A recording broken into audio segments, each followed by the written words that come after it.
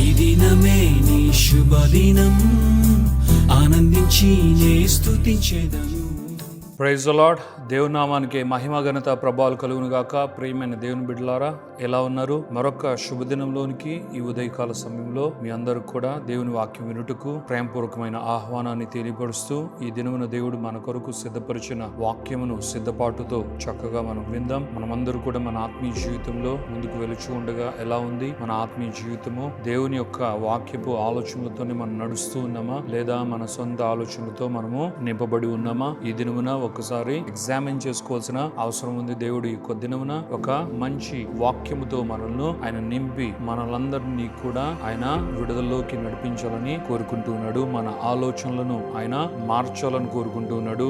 మెరుగైన ఆలోచనలతో మనల్ని నింపాలని కోరుకుంటున్నాడు. మరొకసారి దేవుని యొక్క జీవ గ్రంథంలో నుండి వాక్యాన్ని చక్కగా మనము విందాం. మత్తయి సువార్త 6వ అధ్యాయము 31వ వచనంలో దేవుడు ఇలా అంటున్నాడు, కాబట్టి ఏమి తిందుమో, ఏమి త్రాగుదుమో, ఏమి ధరించుకుందుమో అని చింతింపకుడి, అన్య జనులు వీటి విషయమై విచారింతురు. Therefore take no thought, saying, what shall we eat, or what shall we drink, or wherewithal shall we be clothed అని దేవుని వాక్యం ఇలా సెలవిస్తుంది. ఈ యొక్క వాక్యమును ఎలా ఒకడు చదువుతాడు, ఎలా ఒకరు ఈ విధంగా ఆలోచిస్తారు అన్నది క్లియర్ గా మనకు లేకపోయినా ఇంగ్లీష్ లో దీని గురించి క్లియర్ గా వ్రాయబడ్డం జరిగింది. దేవుని వాక్యంలో ఉంది, therefore take no thought saying అని ఉంటుంది. అంటే ఒకడు ఏమని ఆలోచిస్తాడో దానిని ఇలా పలుకుతాడు అని దేవుని వాక్యంలో ఉంది. ప్రియమైన దేవుని బిడ్డలారా, మరి మనం ఒక్కసారి గనక ఆలోచించగలిగితే ఇంగ్లీష్ లో ఉన్న టేక్ నో థాట్ అంటే దాని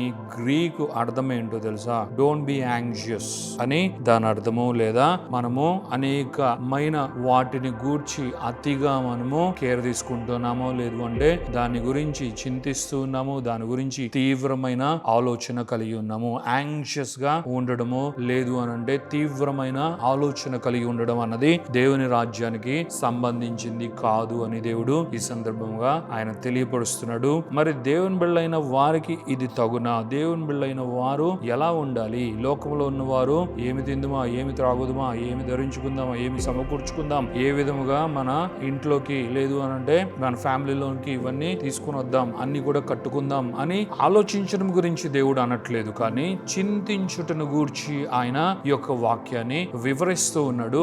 వరీ అన్నదాన్ని ఇంగ్లీష్ ట్రాన్స్లేషన్ లో గనక మనం తీసుకుంటే యాంగ్జియస్ కావచ్చు, being more careful about something కావచ్చు, లేదు అని అంటే worrying about a thing, about a situation కావచ్చు. దేవుడు వీటి గురించి ఆయన అంటూ ఉన్నాడు, చింతించుట ఎలా? చింతించుట అన్నది నేను నీకు ఇచ్చానా? నీవు చింతించే స్థితిలో నేను నిన్ను పెట్టానా? చింతించుటకు నేను నిన్ను పేరు పెట్టి పిలిచానా? కాదు. ఎందుకు నీవు చింతిస్తున్నావు? అది ధనమును గూర్చి అయినా కావచ్చు, నీకు అవసరమైన వసతులను గూర్చి అయినా కావచ్చు, నీవెందుకు తీవ్రమైన ఆలోచన కలిగి ఉన్నావు అని దేవుడు ఈ యొక్క సందర్భముగా నీతో మాట్లాడుతున్నాడు. దేవుని వాక్యము తెలియపరుస్తుంది. దేవుని రాజ్యములో నీవు ఉండగా, దేవుని కలిగి నీవు ఉండగా, దేవుని నీతిని నీవు ధరించుకొని ఉండగా నీవు చింతించనేలా? ఎందుకు నీవు చింతిస్తున్నావు? దాని ద్వారా దేవునికి నీవు దూరం అవుతావు, దేవుని సన్నిధికి నీవు దూరం అవుతావు, దేవుడు పెట్టిన ప్రతి ప్రణాళికకు నీవు దూరం అవుతావే కానీ దేవుని యొక్క చిత్తాన్ని నెరవేర్చే క్రమంలో నీవు ఉండవు. ఎందుకంటే ఎవరైనా సరే చింతను గూర్చిన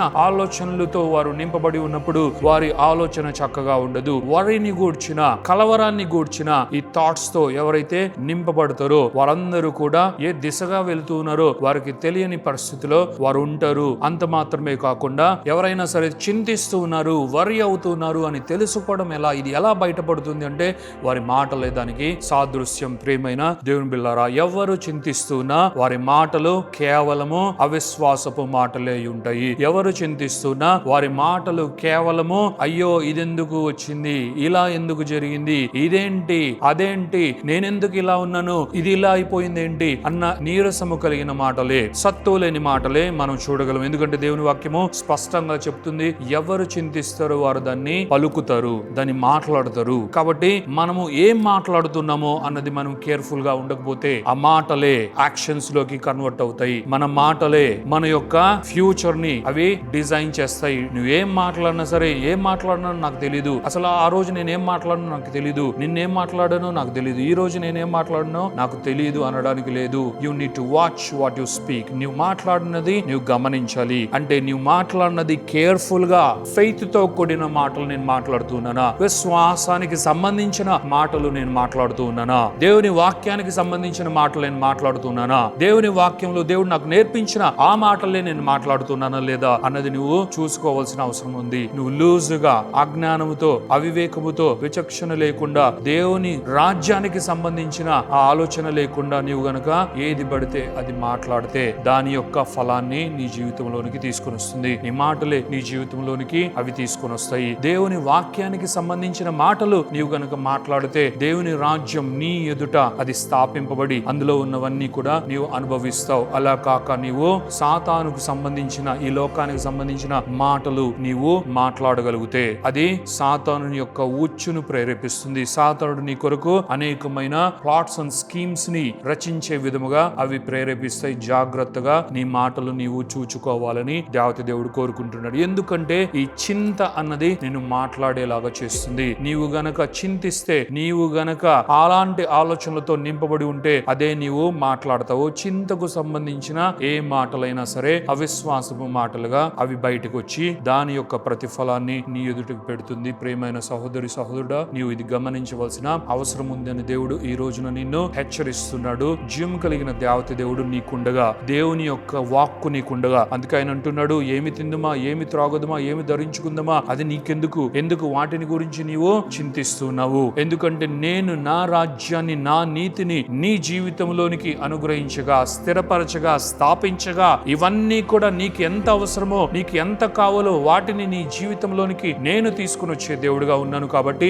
నీవు ఇలాంటి ఆలోచనలతో ఉండొద్దు అని దేవుడు తెలియపరుస్తున్నాడు. అందుకే మనము ఎప్పుడు కూడా మర్చిపోకూడదు మన మాటలు ఎంత ప్రాముఖ్యమైనవి అని సామెతలు 18వ అధ్యాయము 21వ వచనంలో స్పష్టంగా ఉన్నాయి. మన నోటి మాటలను బట్టి అది జీవమైనా కావచ్చు, మరణమైనా కావచ్చు, అవి బయటకు బయలుదేరుతాయి. ప్రియమైన దేవుని బిడ్డలారా, మరి నీ నోట జీవం విడుదలవుతుందా, లేదంటే నీ నోట మరణం విడుదలవుతుందా? అది నీకు సంబంధించిన ఏ అవసరత అక్కరైనా కావచ్చు. నీవు చింతించడం అన్నది ఎప్పుడు కూడా చేయకూడదు దేవుని బిడ్డగా అని దేవుడు నీకు చూపిస్తున్నాడు. అందుకే నీవు విశ్వసించు, దేవుని యందు విశ్వసించు, దేవుని వాక్యమునందు విశ్వాసాన్ని కనుపరచు. నీవు దేవుని వాక్యపు మాటలనే మాట్లాడు. వాక్యం నీకు బయలుపరిచే ఆ యొక్క మాటలు, ఆలోచనలే నీవు గనక మాట్లాడగలిగితే, వాక్యం నీకు ప్రామిస్ చేసే, వాక్యం నీకు వాగ్దానం చేసే వాటినే నీవు చూడగలవు అని దేవుడు ఈ సందర్భంగా నీకు తెలియపరుస్తున్నాడు. దేవత దేవునికే మహిమ, ఘనత, ప్రభావాలు కలుగును గాక. ఈ దినం నుండి దేవుని యొక్క వాక్కు నీతో మాట్లాడుతున్నట్లుగా నీ జీవితంలో చింతించుట అన్నది లేకుండా విశ్వాసమే ఉండాలి, విశ్వాసపు మాటలే ఉండాలి. నీవు ఏం మాట్లాడినా సరే విశ్వాసపు మాటలుగానే అది ఉండాలి అని దేవుడు కోరుకుంటున్నాడు. దేవుని నామానికే మహిమ, ఘనత, ప్రభావాలు కలుగును గాక. కాబట్టి నీ జీవితంలో చింతకు బదులుగా దేవత దేవుని యొక్క విశ్వాసం, విశ్వాసపు మాటలతో నింపబడి నీవు నీ జీవితం అంతా జీవించాలని దేవత దేవుడు కోరుకుంటున్నాడు. దేవుని నామానికే మహిమ, ఘనత, ప్రభావాలు కలుగును గాక. కాబట్టి ప్రియమైన దేవుని బిడ్డలారా, దేవుడు మనతో మాట్లాడుతున్న ఈ మాటలు ఆషామాషి మాటలు కాదు. ఇవి మాటలే కదా, ఇవి ఆలోచనలే కదా అని నీవు అనుకునవద్దు. నీ చింతను తీసివేసి, నీ చింతను ఆయన భరించి, లేదా నీ చింతను ఆయన పైన వేసుకుని నిన్ను విడుదలలోనికి నడిపించు దేవత దేవుడుగా ఆయన ఉన్నాడు అని దేవుని వాక్యం ద్వారా దేవుడు సెలవిస్తున్నాడు. దేవుని నామానికే మహిమ, ఘనత, ప్రభావాలు కలుగును గాక. చింతించకము అని దేవుడు నీతో ఈరోజు మాట్లాడుతున్నాడు. నీవు చింతించకుండా విశ్వాసముతో నీవు మాట్లాడు. ఏ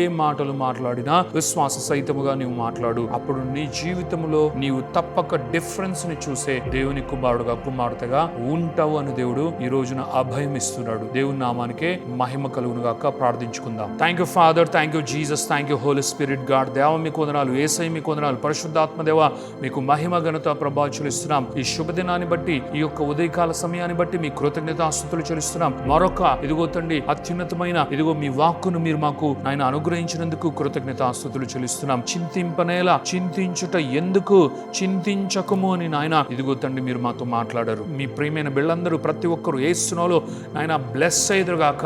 ఈ వాక్యము ద్వారా ఇదిగో తండ్రి బలపరచబడదురుగాక.